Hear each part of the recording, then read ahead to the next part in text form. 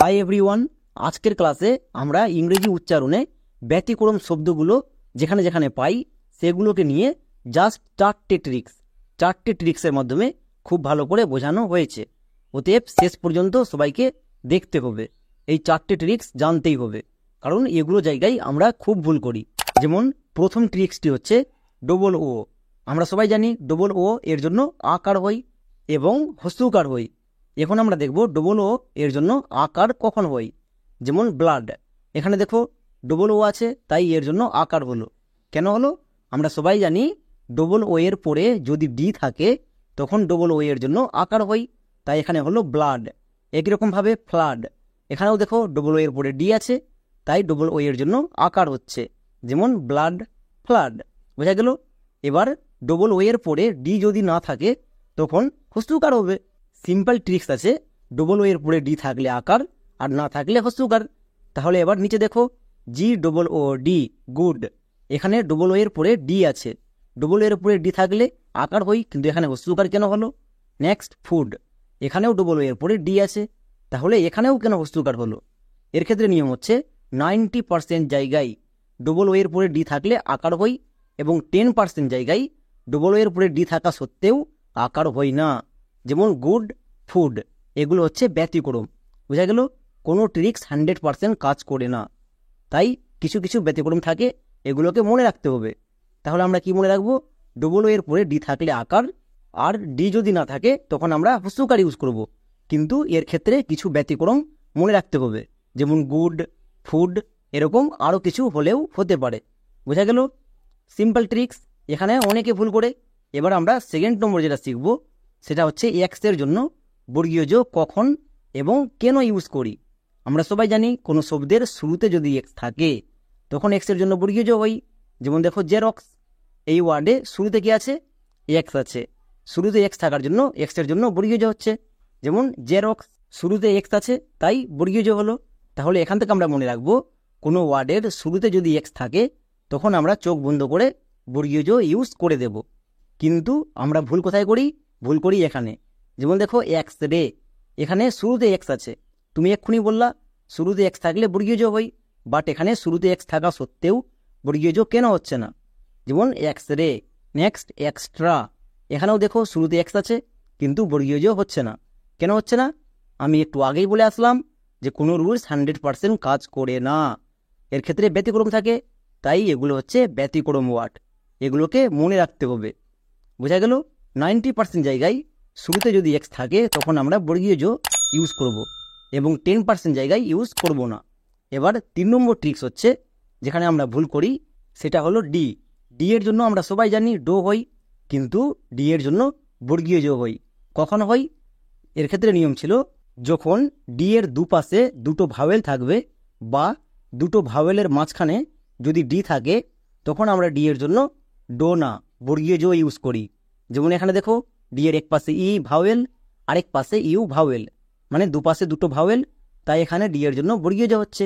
যেমন E D U, edu, C A K T I O N, সন, education. একে অনেকে ভুল করে বলে এডুকেশন। কেন বলে? কারণ তারা ডি এর উচ্চারণ জানে না, ডি এর জন্য কখন বর্গীয় যোগ হয় জানে না, তাই এটা কি দাঁড়াচ্ছে? এডুকেশন। মানে ডি এর দুপাশে দুটো ভাওয়েল থাকলে তখন বর্গীয় যোগ ইউজ করব, আর বাকি সবগুলো জায়গায় ডো ইউজ করব। যেমন দেখো গ্রাজুয়েট, এখানেও ডি আছে, ডি এর এক পাশে এ ভাওয়েল আরেক পাশে ইউ ভাওয়েল, মানে দুপাশে দুটো ভাওয়েল আছে, তাই এখানে ডি এর জন্য বর্গীয় যোগ হচ্ছে। যেমন গ্রেজুয়েট। বোঝা গেল? এবার এর ক্ষেত্রেও ব্যতিক্রম আছে। যেমন দেখো সোলজার, এখানে দেখো ডি এর এক পাশে কি আছে? এল, এল কি কনসোনেন্ট, এবং আরেক পাশে আই ভাওয়েল, মানে দুপাশে দুটো ভাওয়েল নাই। তার মানে কি দুপাশে দুটো ভাওয়েল থাকলে বর্গীয় যোগ হবে, না থাকলে ডো হবে। এখানে এক পাশে ভাওয়েল আছে এক পাশে কনসোনেন্ট, তাহলে এখানে ডো হবে, কিন্তু এখানে বর্গীয় যোগ কেন হলো? এক্ষুনি বললাম এটা হচ্ছে ব্যতিক্রম ওয়ার্ড। যেমন সোলজার, দুপাশে দুটো ভাওয়েল নাই, তা সত্ত্বেও বর্গীয় যোগ হচ্ছে। ডি এর জন্য বর্গীয় যোগ কেন হচ্ছে? কারণ এটা ব্যতিক্রম ওয়ার্ড। বোঝা গেল? ব্যতিক্রম ওয়ার্ডগুলোকে মনে রাখতে হবে। এটা হলো আমাদের 3 নম্বর ট্রিক্স। এবার 4 নম্বর ট্রিক্সটি হচ্ছে ই। আমরা সবাই জানি ই এর জন্য একার ইউজ করি। যেমন মেন, এখানে দেখো মুয়ে একার আছে, তাই একার এর জন্য ই ইউজ হচ্ছে, তাহলে ই এর জন্য আমরা একার ইউজ করি। তাহলে চলো প্রথমে আমরা দেখে নিই ই এর জন্য একার কখন ইউজ করি। যেমন এগ, এর উচ্চারণ কি হবে? এখানে দেখো সবার চেয়ে শুরুতে কি আছে? এ আছে। এক্ষুনি আমরা দেখলাম কোনো শব্দের শুরুতে এ থাকলে তার জন্য ই হই, তাহলে এর উচ্চারণ হবে ই ডবল জি, এগ। কারণ এ এর জন্য ই এবং গো এর জন্য জি, তাহলে এখানে আর একটা জি কোথায় থেকে আসলো? এর ক্ষেত্রে কালকে আমি বলে এসেছি কোনো শব্দের শেষে যদি কনসোনেন্ট থাকে এবং তার আগে যদি একটি ভাওয়েল থাকে তখন শেষের লেটারটা দুবার হয়। এখানে দেখো জি কনসোনেন্ট, তার আগে ই ভাওয়েল, তাই এখানে শেষের লেটার কোনটি? জি, তাই জিটা দুবার হলো, ই ডবল জি, এগ। বোঝা গেল? এখানে অনেকে ভুল করে এর উচ্চারণ লেখে ই জি, এগ, কিন্তু এটা সম্পূর্ণরূপে ভুল, এর উচ্চারণ হবে এগ। এবার এখানে একজন কোশ্চেন করেছে যে এর উচ্চারণ আমরা এ ডবল জি, এগ এরকম কেন লেখি না? এর ক্ষেত্রে নিয়ম হচ্ছে, আমরা সবাই জানি এ এর জন্য কি হই, আমরা কি কি ইউজ করি? আ, ওই জফল আকা, এ, এবং এর জন্য এ হই। কখন হই? যখন এটা ভিসিবি রুলে থাকে তখন এর লং সাউন্ড হই, লং সাউন্ডটা এ কার। তাহলে এ ডবল জি এর জন্য এ কেন হয়নি?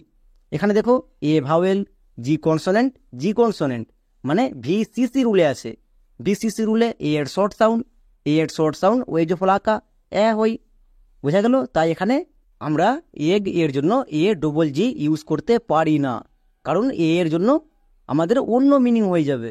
এবার এখানে দেখো এ এর জন্য শর্ট সাউন্ড এক্ষুনি দেখলাম ভিসিবি রুলে আছে তাই শর্ট সাউন্ড হবে, কিন্তু কোনো শব্দের শুরুতে যদি এ বসে তখন হই ও হবে, না হয় আকার হবে। যেমন এখানে দেখো একদম ফার্স্টে এ আছে, তাই এখানে আমরা এ এবং ওই জফল আকা এ ইউজ করতে পারবো না। এখানে আমাদের কি হবে? হই ও হবে, না হয় আ হবে। বোঝা গেল? তাহলে এগ এর জন্য আমরা এই বানানটা কখনো করব না। আশা করি পুরো বিষয়টা পরিষ্কার হয়ে গেল। এবার দেখো কমেন্ট, এখানে আরেকজন কোশ্চেন করেছে যে এখানে আমরা ডবল লেটার এর ঠিক আগে থেকে কেন ভাঙবো?